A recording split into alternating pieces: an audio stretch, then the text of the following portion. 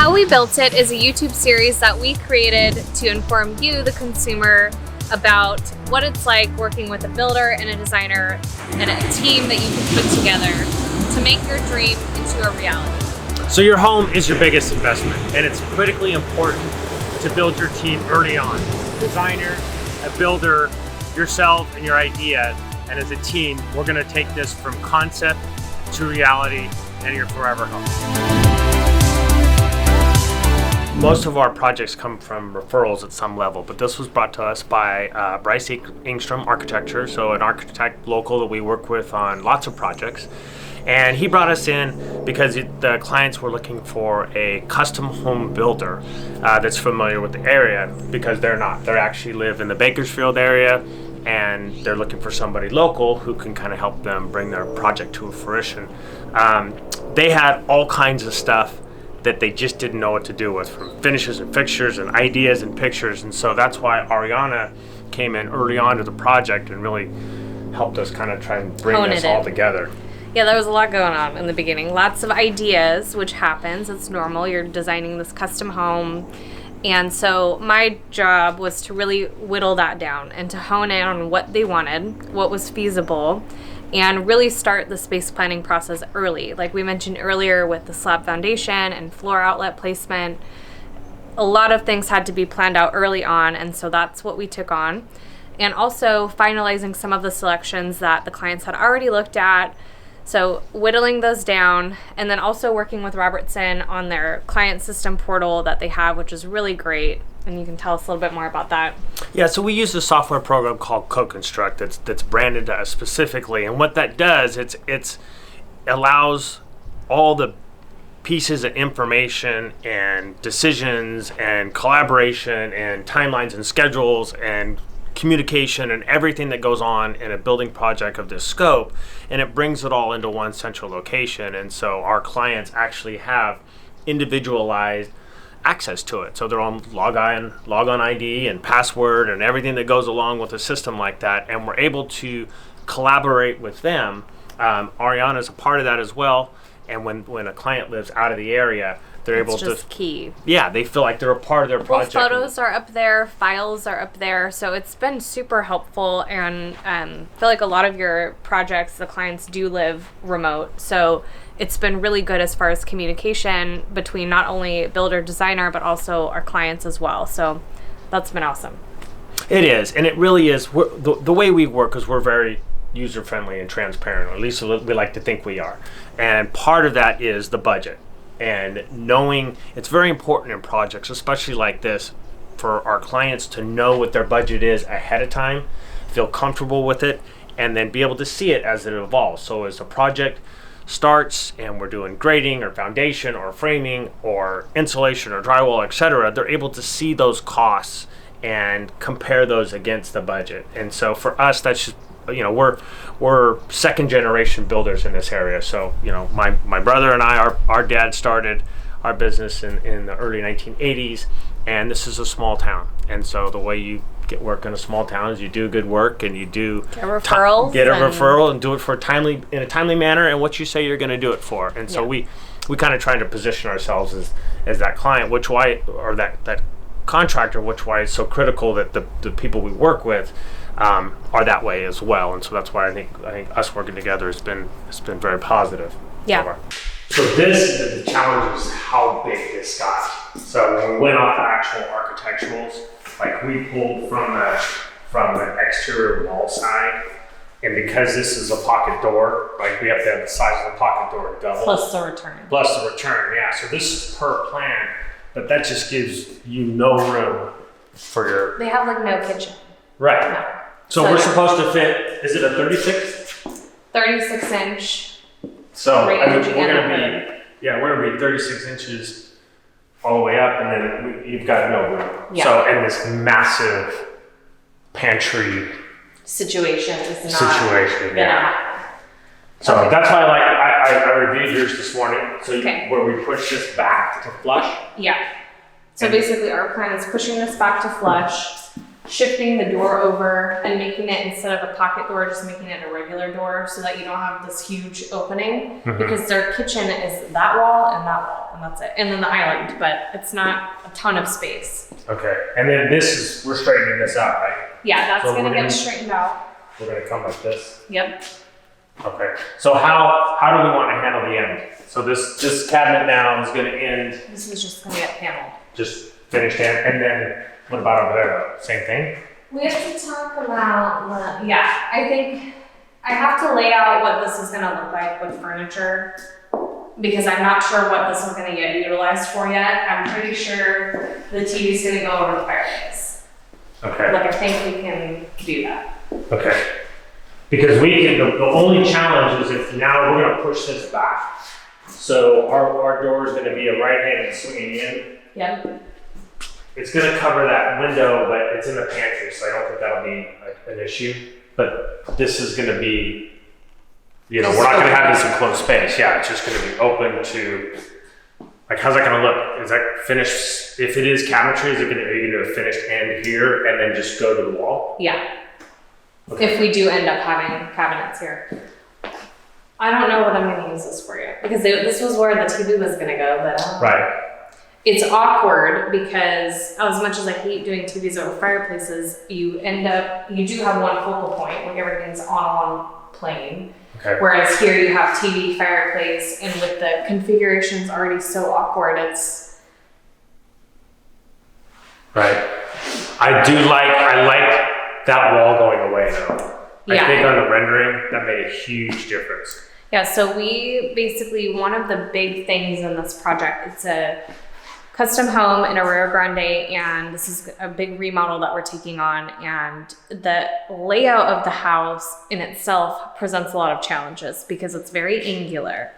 Somebody had a lot of fun with the right angle and 45-degree angles. Let me just tell you that much.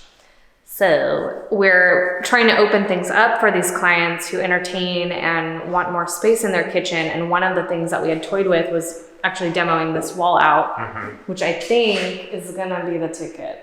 I think so too, and they're also straightening this out. So this situation that's coming in like here, we're gonna reverse this. So this wall's gonna get pushed out. We'll have large slider doors, but that was the challenge. This is their only dining room here, and they're up against this wall, and then a big open room on the other side that they're not even using. Yeah, it's an awkward formal living room, and people don't tend to have formal living rooms anymore. They have almost 2 formal living rooms, so we're closing one off a little bit to give them a little bit more wall space, and then opening this one up totally and shifting the dining there. It's further away from the kitchen. Yeah, that's going to be the only challenge is how far, if Yeah. they're going to like that. I mean, I don't know. I think they could slide it anywhere along this really. wall. But one of the biggest things was her having her buffet here, because she wanted to put her silverware and stuff like that, because we don't have a ton of space. But now with this going away, it's clear on the other side.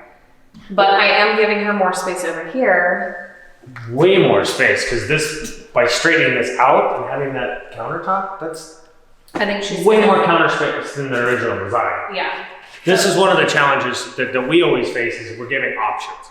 So we have a plan, architectural plan, that the architect did a really good job of laying out some possibilities, but they're doing it for the purpose of getting a permit. Right. And so that's why it's great with bringing Ari involved and saying, okay, this is fine, but here are some other options, because even the client said that we like it, but it just wasn't a home run. And that's common with architects, some architectural plans sometimes, because you're in a hurry to get a permit, you're in a hurry to get started, but the kitchen is often neglected. Bathrooms are often neglected because they're kind of secondary in the planning phase, which shouldn't be the case, but it often is. So the first thing I do when I get a set of plans is look at the kitchen, because if that's not flowing right, then no one's going to be happy. And most of your time spent in the house is in the kitchen or in the living room area. So one of the things that we're going to present is actually closing off one of these walkways here and closing this all off, basically to add enough counter space for her and storage so that she doesn't have to rely on a secondary buffet to house her silverware and napkins and stuff like that. Initially, these were both kept open, which is great, but it doesn't give you a ton of space. So we're gonna present this to them and see what they think, but I think we made a good argument for why this is a better solution. Okay, so the kitchen was probably one of the biggest areas that we're touching. We really wanted to open this whole thing up because a lot of the old kitchens have enclosed walls, and this open floor plan that everybody is wanting now just wasn't in fashion in the 1980s. So our ideal kitchen would be to open this all up, knock this wall out. Well, we can't really do that. So Chad has given us our parameters of what that is, and he can go into a little bit of detail of why and why we can't just knock out this wall in post. Yeah, that's right. I could, but the house would fall. We could, but yeah, we'd end up with the upstairs bedroom into the living room. Yeah, we don't want that. You hear the term load-bearing wall all the time. It's kind of a buzzword. Well, the reality is that we do have one here. This section is holding up the ceiling in the bedroom above. So we can't just, as much as Ari would like to, we can't just take it all away.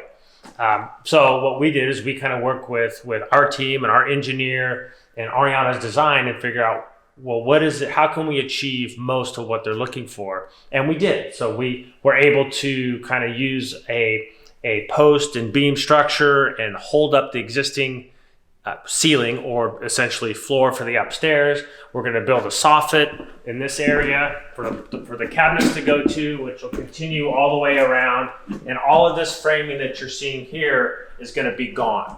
So the only part left structurally of this whole kitchen is this one little corner, which Ariana was magically able to design around and come up with a cool feature, which I think is better anyways than having it go away. Yeah, we ended up utilizing this and turning it around, as you can see on the design plans that will show you the bookcase. We put basically a functional bookcase on the other side of the post so that it looks functional, and it actually is. And we have the peninsula basically die into it. So now we're taking up this entire space for the kitchen instead of shrinking it back, which is really, really a good thing. And it's going to be much more functional for their growing family. And I think the soffit, building out a soffit as well, helps accommodate two things: the cabinetry going to the soffit instead of all the way to the ceiling, and also the tray ceiling that we're designing. So tray ceiling is basically an inset where we're building a frame around drywall to create this inset where oftentimes you'll put lighting or crown molding, and the clients really wanted something like that too. So we had to lay this out, but I think it's going to look really awesome once we get the tray ceiling and the soffit framed up. And that's a great point in a lot of remodels that we work on. That soffitted down ceiling, we call it, the ones with the diffuser, fluorescent light panels that are in the center, and they're only 8 feet high, maybe. So that was something that was really popular in that 80s build. And so now this is a perfect opportunity of how we can take that away. This had that same lower with a little bit of a tray ceiling at 8 feet and then 9. Well, now we've taken this all the way up to almost 10 feet with just a soffit. It really opens up this area. And I think, and it gives them the flexibility on how their lighting wants to go, how your appliances are going to lay out. It really, I think, is going to be a better space for them overall. I think so too. And it maximizes her view of Mora Rock, because her sink was actually where that window is, and convinced her to put it on the peninsula and instead put her cooktop where that window is, since she's just looking at the side of a house anyways. And then we can utilize that back wall for her fridge and wall ovens and prep space as well. Yeah, and you'll see in the rendering, this window here is actually going away. All gone. And it maximizes, the view sucks, but yeah, the view, her view is there. That's what we want to maximize. So we will be doing that. Thank you for watching how we build this. We hope that you learned something. Please subscribe or leave us a comment on our YouTube channel and let us know if there's anything you'd like us to cover in the future.